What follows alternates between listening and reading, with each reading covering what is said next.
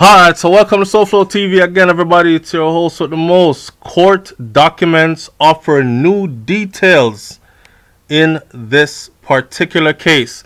So if you've not seen part 1, I will attach it to the end of this so you can see what's going on here. Here we have an 18-year-old Jamaican male that was living in the USA illegally and has got himself caught up. Well, I am here to tell you about what is about to happen to him in not such nice terms. So, this 18-year-old man has been charged with the murder of a 12-year-old Bridgeport boy that faced a judge a few days ago, early in the morning, and according to newly obtained court documents, he confessed on a videotape. So this youth just sat down and told the police every single thing on videotape. I don't know if he had an attorney with him. I don't know if an attorney advised him to do so. But things will get even more stickier for him. Let me just say this right now. They are charging him as an adult. They are charging him as an adult. He's 18 years old. He's an adult. Welcome to grown people life. So, Tajay Chambers, arrested earlier this week and charged with murder in the death of Clinton Howell. The little kid you saw in the beginning of this video, if you want to rewind it and look again, that was wearing the 3-piece suit with the tie and the red shirt under it, the little dread kid, that's Tajay Howell. His father is also a Jamaican. He was the one that was killed. Alright, so Howell was shot to death outside his home on December 18th, right before Christmas Day, just a few days away. 3 other juveniles have been arrested in connection to the shooting death of the 7th grader on December 18th. Get this first before I go any further. This Jamaican youth here, he was already in custody at the time when he was charged with this murder. So in other words then, he committed this murder, and then he went on to commit other assaults on other people, to include kicking a 16-year-old boy down a flight of steps, punching him up and everything, after confronting him at school, cornering the youth and asking him, what set you claiming, what you representing. The youth told him, I'm not into no gangster stuff, I don't do that kind of stuff. Him and his friends punched the youth all over his body, face, head, body, everything, and kicked him down a flight of steps. He was already arrested for that.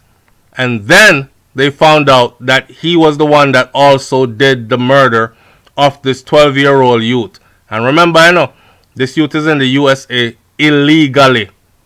Now, at the request of the state attorney, Judy Tracy Lee Dayton agreed to set his bond at $1 million. She said that the charges are just as serious as you can get.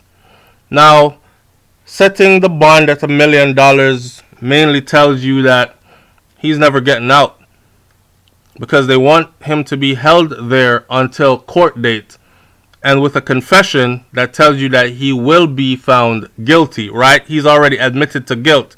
So what will happen to this young man in a penal system like the United States of America, where you throw an 18-year-old, young, fresh 18-year-old into a prison system with a long sentence where he will have to fight for his life and his behind? It's going to be rough for him. But let's talk about this case some more. Family and friends of Howell, the little youth that was killed, filled the courtroom during the arraignment. Someone said, I know it could have been easily a cold case, and that would have made the mourning a lot harder. I know there are a lot of families out there that have loved ones murdered and hasn't been solved to this day. This is what the 12-year-old's older brother, Gamel Dawkins, said outside the courtroom to reporters. So it definitely helps a whole lot. It doesn't bring my brother back though. So in other words, older brother was very happy. In a sense, he was thankful that, yeah, they got a conviction.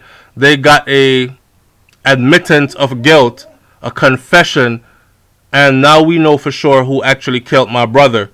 But still, it didn't bring my brother back. But he also lamented that there were other people out there that have been killed, and to this day still have not found the killer for their family member. So Chambers, who is the Jamaican youth that committed the murder and admitted the guilt, is charged with murder with special circumstances: murder, use of a firearm during the commission of a felony, illegal carrying or possession of a pistol or revolver without a permit, 3 counts of risk of injury to a child, first-degree reckless endangerment, and second-degree larceny.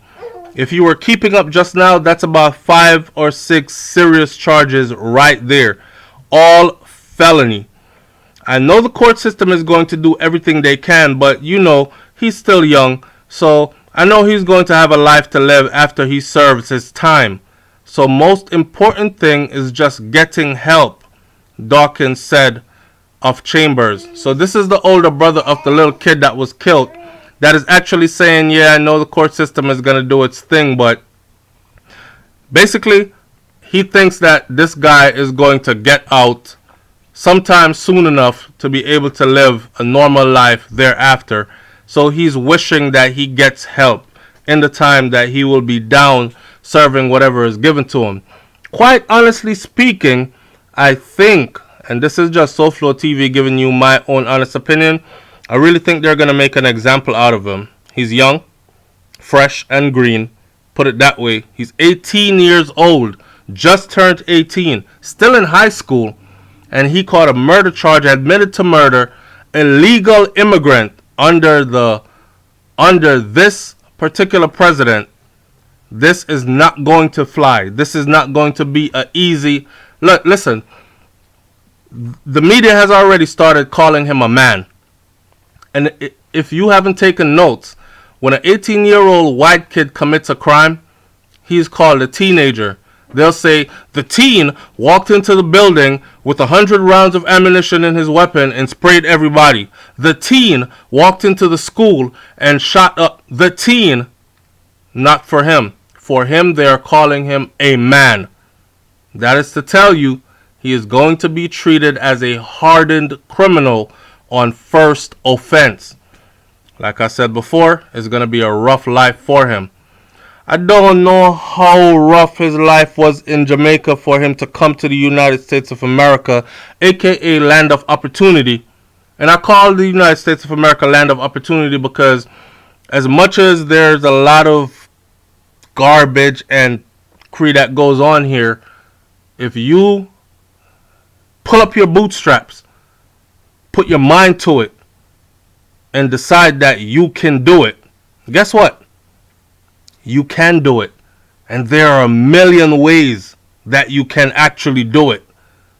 So I don't know how rough his life was in Jamaica that he actually decided to come here and indulge in this kind of a lifestyle and find himself here. But I can see the pity on his face as he stands before a judge now. I can see the remorse. But guess what? It's too late. Bridgeport police said that Chambers was in a stolen, newer, dark gray Ford Escape with 3 juveniles, ages 12, 14, and 16, on the night of December 18th. 12, 14, and 16, and you're 18 makes you a ringleader and an adult driving around in a stolen vehicle with children. That's how they're going to put it. According to court documents, Chambers told detectives one of the youths handed him a 9mm handgun and he confessed to pulling the trigger. Chambers stated that he extended his arm out the rear passenger window, fired twice at the witness number one, who was now standing with a group of males while the car was still in motion. The affidavit said W number one is identified in the affidavit as witness number one, who is Howell's cousin. Police have said that they believe Howell was not the intended target of the shooting. So in other words then, he went over there to shoot up the youth's cousin and ended up shooting a 12-year-old kid. And must I mind you that this all came about because of some online beef or you want to talk okay, I'm going to come see you. Pull up. I'm on block so-and-so. Alright, we pulling up. Scripts! And he pulls up. And this is what we have now. Leave your comment in the comment section below and tell me about all this. What you think of this. And what do you think his life will be like after this. I'm out.